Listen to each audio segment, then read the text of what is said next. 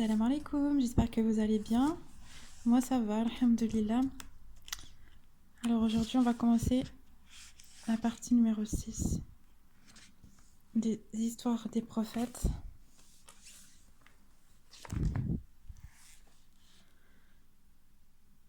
On va continuer avec l'histoire de Lot, alayhi salam.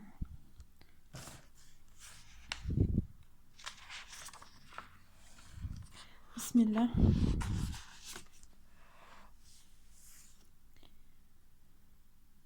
Souvenez-vous, Lot, paix sur lui, venait de quitter Ibrahim, paix sur lui, son oncle, et se trouvait aux alentours de la ville de Sodome, au sud de la mer Morte, en Palestine. Lot, paix sur lui, s'installa donc à Sodome, où il rencontra sa femme, qui lui donna de nombreux enfants. Mais peu d'entre eux lui obéissaient. Ils faisaient partie, comme leur mère, des infidèles. Il se rendit bientôt compte que ce peuple d'idolâtres plongeait complètement dans le pire des péchés qu'il venait d'inventer, les rapports intimes entre hommes. En effet, ils délaissaient les femmes qu'Allah avait créées pour être leurs compagnes dans ces moments bien particuliers. Les hommes assouvissaient donc leur désir charnel avec d'autres hommes et faisaient beaucoup de choses formellement interdites par Allah. Jamais un peuple ne s'était adonné à de si répugnantes et abominables pratiques. Tous commettaient des péchés innombrables et incitaient les autres à en commettre plus encore. Ils se complaisaient dans leur désobéissance et étaient fiers de leur insolence. Ils bravaient toutes les règles divines et méprisaient quiconque tentait de les remettre sur la bonne voie, la voie droite.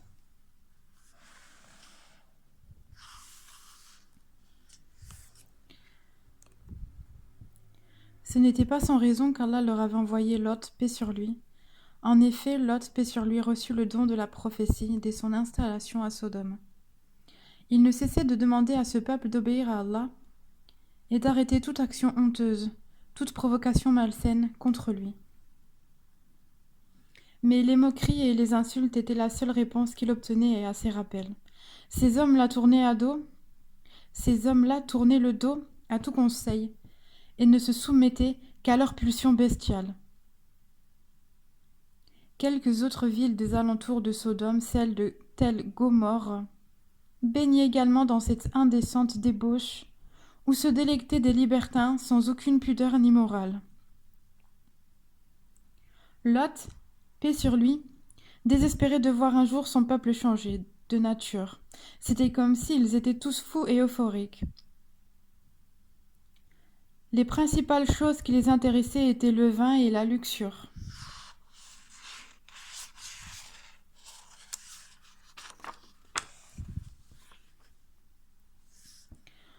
Le vol et le pillage étaient également monnaie courante, et les voyageurs se faisaient rares autour de ces villes, car ils étaient régulièrement dépossédés de leurs biens, et souvent même violés.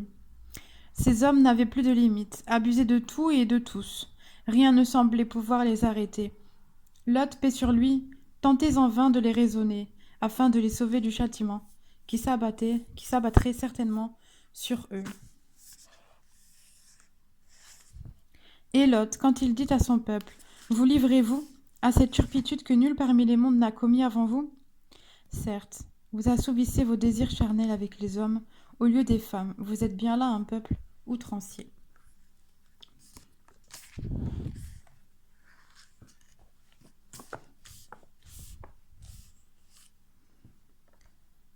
Quelqu'un parmi le peuple prit alors la parole.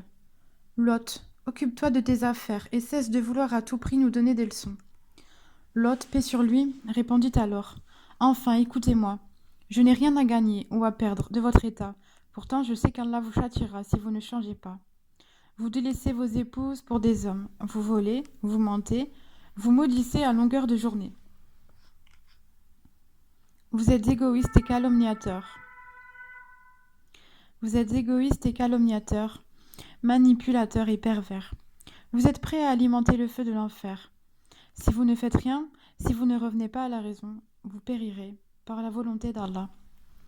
Et pour toute réponse, son peuple ne fit que dire « Expulsez-les de votre cité. Ce sont des gens qui veulent se garder purs. »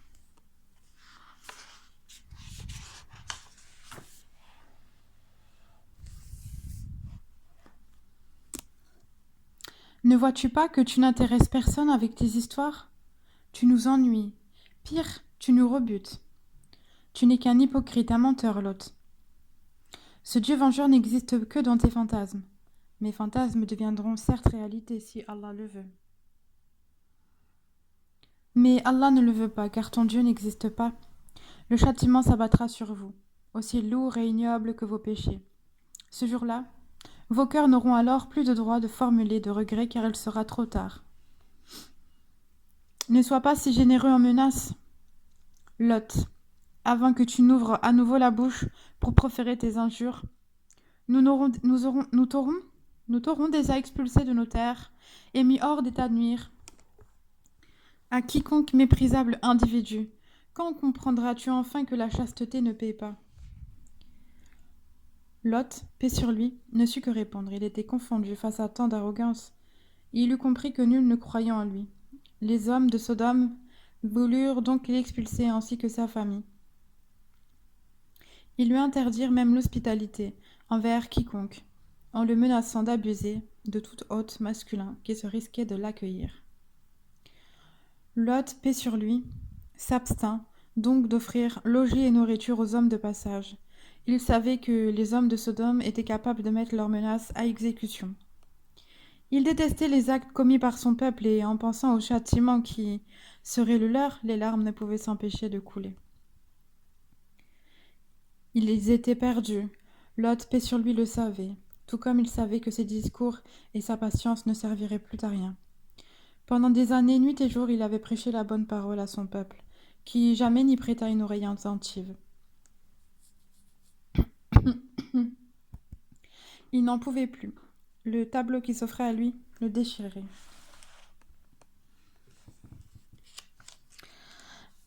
Le pire était certainement qu'il ne fallait rien espérer de cette descendance, car même les enfants en bas âge ou ayant atteint l'âge de la puberté étaient idolâtres et développaient déjà en eux le mauvais caractère bien spécifique.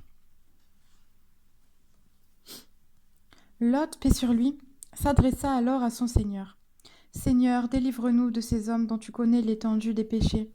J'implore ta miséricorde pour les fidèles et ma famille. » C'est alors qu'Allah dépêcha 3 anges, Djibril, Mikaël et Israfil. Paix sur eux. Ils rendirent tout d'abord visite à Ibrahim, paix sur lui, pour lui annoncer que sa femme Sarah donnerait naissance à leur fils, Ishaq. Paix sur lui.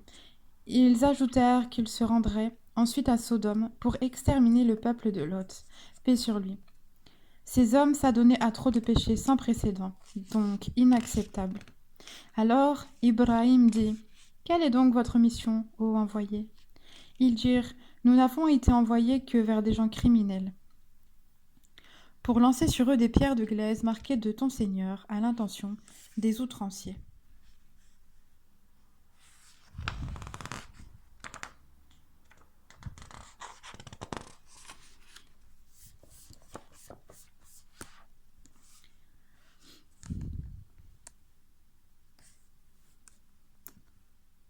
Après leur escale chez Ibrahim, paix sur lui, ils continuèrent jusqu'à Sodome où vivait Lot, paix sur lui et sa famille.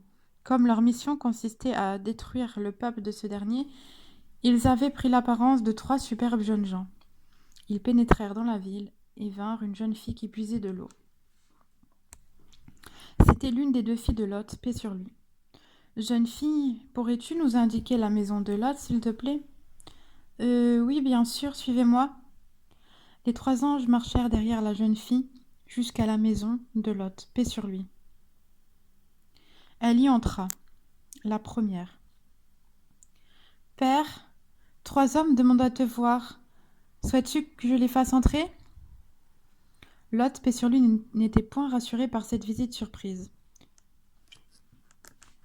Ce pouvaient être des hommes des autres villes qui auraient mis en œuvre une ruse pour le chasser de sa maison, ou pire encore, le tuer.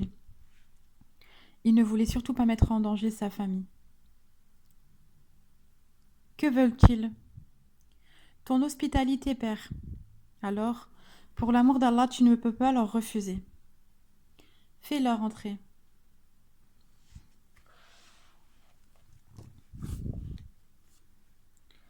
Les 3 anges pénétrèrent à l'intérieur de la maison de Lot, paix sur lui. Aussitôt, ce dernier remarqua la beauté incroyable de ces 3 hommes. Il se souvint alors de la menace des hommes de Sodome. Si ces derniers par malheur apprenaient qu'ils abritaient 3 étrangers, il voudrait les voir, et quand il les verrait si beaux, il céderait à la tentation et en abuserait. Lot, paix sur lui, devait empêcher cela par tous les moyens. Il reçut ses 3 invités, puis chargea sa femme de veiller jusqu'à ce que personne ne soit au courant de leur visite. Mais comme la femme de Lot, paix sur lui, était du nombre des infidèles, dès qu'elle le put, elle sortit prévenir les hommes de Sodome de la présence, dans sa maison, de 3 superbes jeunes hommes. Les hommes aussitôt déferlèrent devant la porte de Lot, paix sur lui, tous tambourinés et sommés de leur ouvrir en hurlant. Le bois finit par céder, les hommes déboulèrent à l'intérieur, les yeux hagards débordant de joie. Yo, incroyable cette histoire.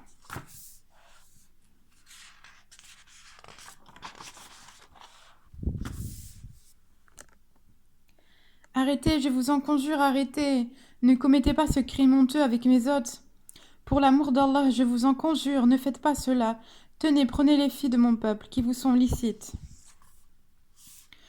Nous n'avons que faire de ces filles, pauvre ami. Ce sont ces 3 hommes beaux de visage que nous voulons.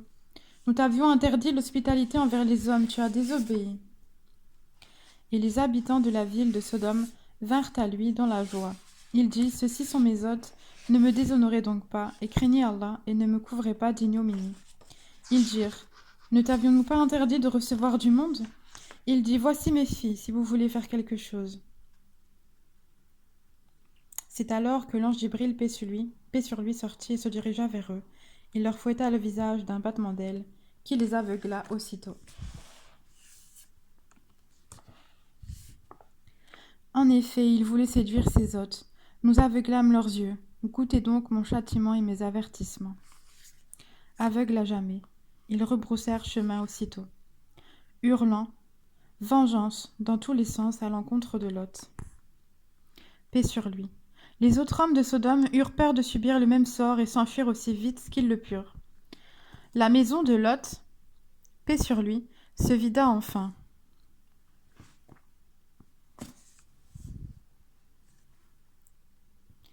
La maison de Lot, paix sur lui, se vida enfin.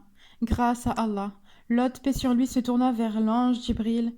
Il le prenait pour un magicien ou un sorcier.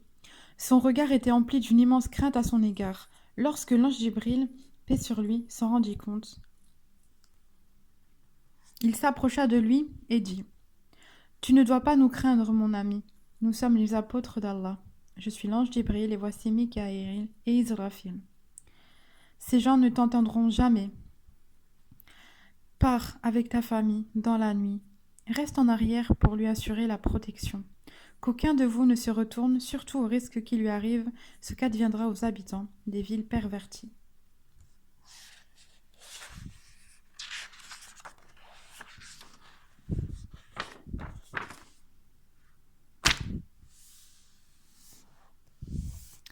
Alors les hôtes dirent « Ô Lot, nous sommes vraiment les émissaires de ton Seigneur. Ils ne pourront jamais t'atteindre. Pars avec ta famille à un moment de la nuit, et que nul d'entre vous ne se retourne en arrière, exception faite de ta femme qui sera atteinte par ce qui frappera les autres. Ce qui les menace s'accomplira à l'aube. L'aube n'est-elle pas proche ?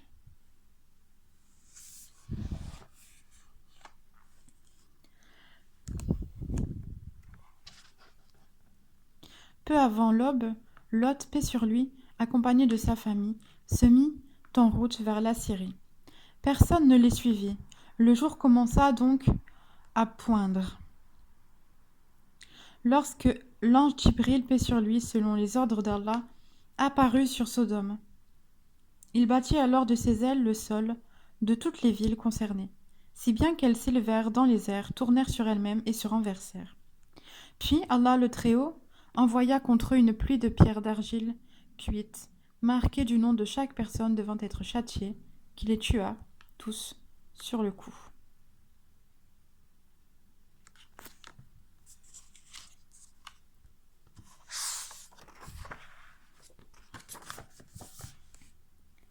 Et lorsque vint notre ordre, nous renversâmes la cité de fond en comble et fîmes pleuvoir sur elle en masse des pierres d'argile, se succédant les unes aux autres, portant une marque connue de ton Seigneur. Et ces pierres ne sont pas loin des injustes. On entendait les cris inhumains de détresse des habitants de Sodome. Des gémissements insoutenables. La femme de Lot, paix sur lui, quant à elle, ne put résister plus longtemps et se retourna afin d'essayer d'entrevoir Sodome. C'est alors qu'un projectile d'argile s'abattit sur elle et la tua sur le coup. Or, nous l'avons sauvé, lui et sa famille, sauf sa femme qui fut parmi les exterminés. Et nous avons fait pleuvoir sur eux une pluie. Regarde donc ce que fut la fin des criminels. C'était le châtiment qui devait être infligé aux infidèles. Allah est prompt à tenir ses avertissements. Il ne subsistait plus qu'un immense lac d'eau fétide, totalement inutilisable. Avertis et confiants, Lot, paix sur lui, et les croyants ne se retournèrent à aucun moment. Ils avaient définitivement laissé le mal derrière eux. Chemin faisant, ils arrivèrent bientôt en Syrie, terre où le prophète Lot, paix sur lui, s'installa et continua à servir Allah, le Très-Haut. C'est également là qu'il rendit l'âme pour le paradis, où il devait vivre éternellement.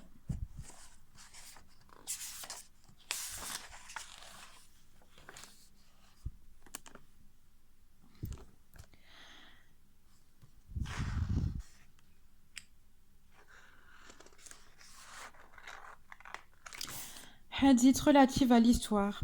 Le prophète Mohammed, paix et prière et bénédiction d'Allah sur lui, a dit qu'Allah fasse miséricorde à Lot, parce que dans l'adversité, il a recherché refuge auprès d'un appui solide, Allah.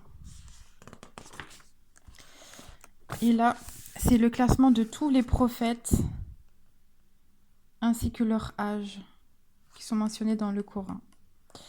Alors, en premier, Adam, alayhi salam, il avait 950 ans ou 1000 ans. Ensuite, il y a Idriss, qui avait 83 ans. Noé, plus de 950 ans. Et ça, c'est les périodes où il aura vécu. Ensuite, il y a Hud, 150 ans. Salih, 58 ans. Abraham, 175 ans. Lot, Ismaël, Ishaq, Jacob, 147 ans. Youssouf, Shuaïb, Dhul-Kifl, Ayoub, Moussa, Haroun, Daoud, Soleiman, Ilyas, El-Yassar, Younous, Zakaria, 120 ans. Isa, 33 ans. Yahya et Mohammed Rasulullah, 63 ans.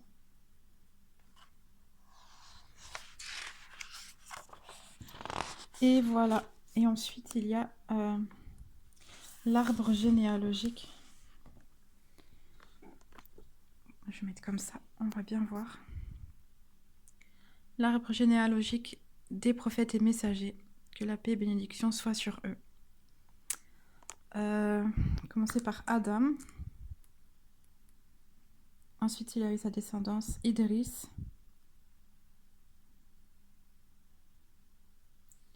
Envoyé au peuple précédent le déluge. Ensuite, il y a eu Noé,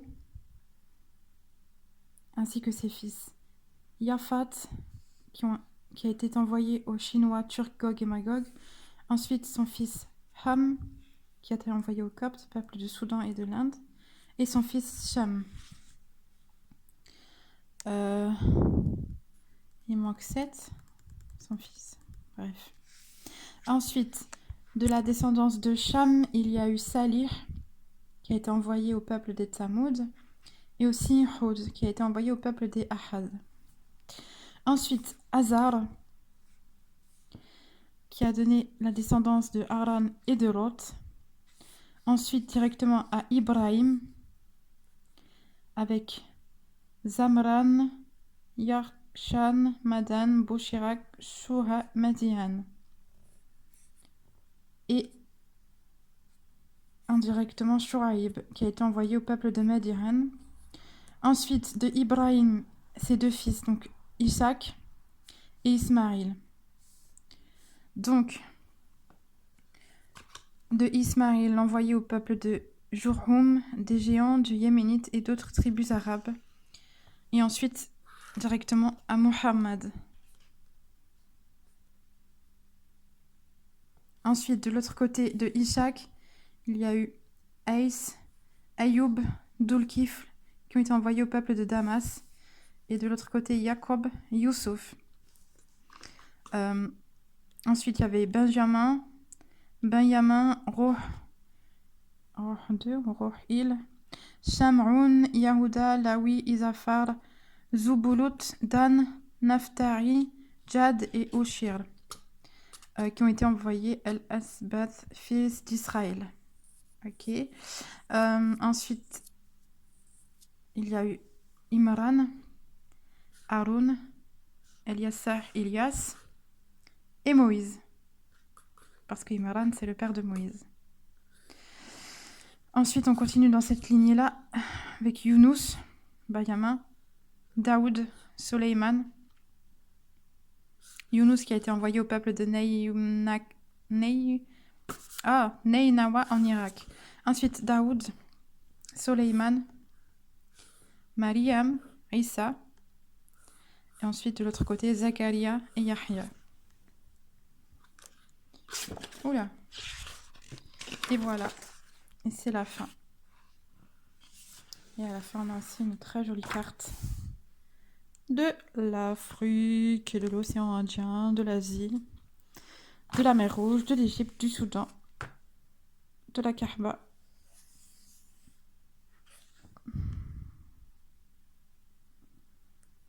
Avec la situation des prophètes.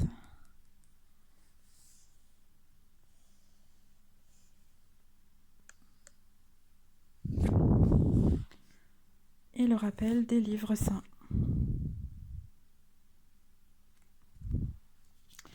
Voilà, j'espère que cette lecture vous a plu. Et je vous souhaite une très bonne soirée. Barakallahu fik d'avoir suivi cette lecture. À bientôt pour une prochaine diffusion. Suspense pour la suite des prophètes. Salam.